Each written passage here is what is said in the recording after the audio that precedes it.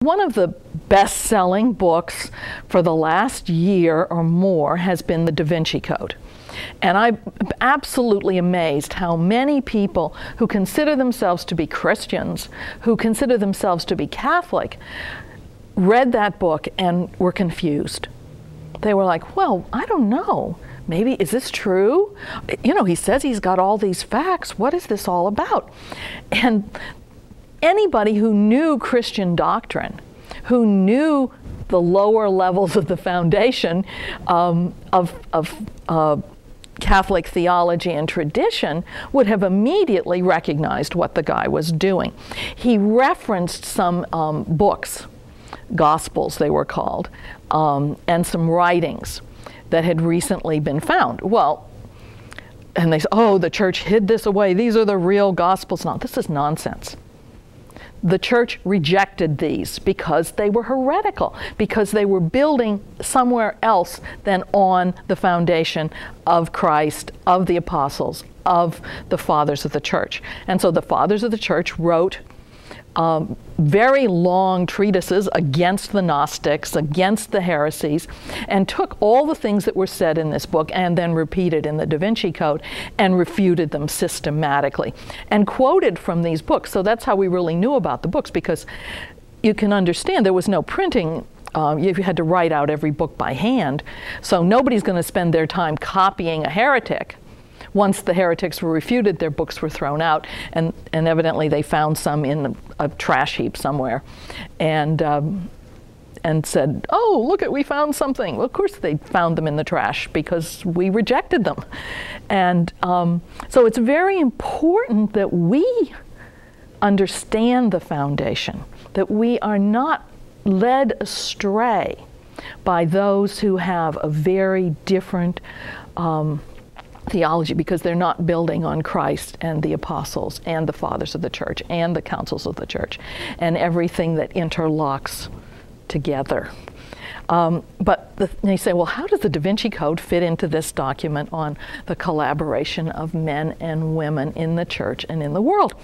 And what happens is, in the Da Vinci Code, and I'm not going to go into all the nonsense of the plot, but the whole plot centers around the idea that Jesus married Mary Magdalene, that he had a human bride. And the whole point of this document is the centrality to Christian doctrine of the concept of Christ as the bridegroom and the church as the bride. In other words, Jesus didn't have a human bride, he had the church as a bride. And the idea of him marrying Mary Magdalene and having a child, and this child then becoming the descendants of this child, I don't know what they were going to be, Pope or King of Europe or whatever, somehow being important, is so ridiculous and so absurd. But because people didn't know their theology, they were taken in by it, and they were confused. And you read through it, and it's one of these things where tiny bits of history are totally warped into something that is totally contrary to what everybody has always recognized really happened. One of the problems, I think that we have with history is that we assume that we don't really know a lot of things, and yet there's so much about the church's history that we really do know.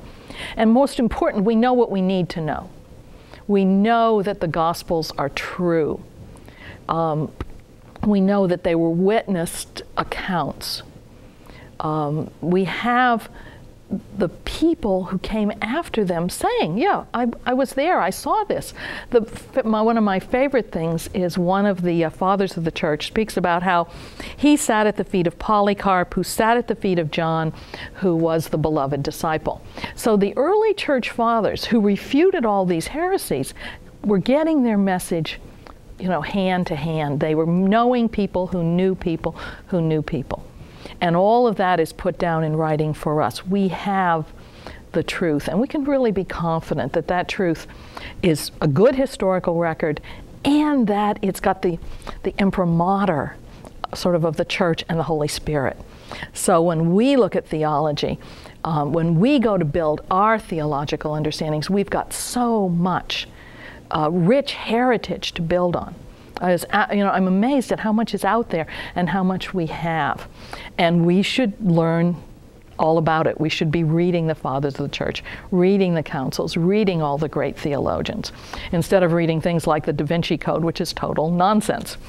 In this document, it just stresses over and over again the importance of the differences between men and women as expressed in the image of Christ as the bridegroom and the church as the bride. And it's sort of a neat thing, I think. I always think it's like one of those sets of mirrors where you have 3 mirrors, and if this mirror reflects that mirror, and you see all the images. Because this image of Christ as the bridegroom and the church as the bride, then you can say, well, the more I know about what it means to be a bride, the more I'm going to understand what it means to be church. And the more a man understands what it means to be a bridegroom, the more he is going to understand, Christ and Christ's relationship to us. So that we are called to live these images. We are made in image and likeness, but we're not made the same. Men and women are made different. So this is a really, I think, important thing for us to sort of meditate on. I know as women, we have spent a lot of time getting together and talking and thinking and writing about the church as a woman as an image of the church. In all of the debates over the position of woman in the church, we thought we as women want to define what it means to be a woman. And so we came up with this sort of definition of woman is called to be an image of the church as virgin, bride, and mother. And that if we understand our vocation, and that means our call by God to be an image of the church, and the 3 sort of aspects of being an image of the church. First of all, the church is virgin, and this document talks about the church as virgin, because the church as virgin is what they call an eschatological sign. That means it's a sign of the end times. It's a sign of the church waiting, because the virgin is waiting for her bridegroom. So the church is, in a sense, waiting for heaven. So that when a woman chooses virginity for the sake of the kingdom, the religious or consecrated virgins, they are signs of the church waiting for the bridegroom, waiting in purity, waiting in virginity for Christ to come as bridegroom. And that's, very much what their life is. So it's very important that we, as women, grasp this sense of what does it mean to be a woman as a sign of the church. I'll be back in a moment.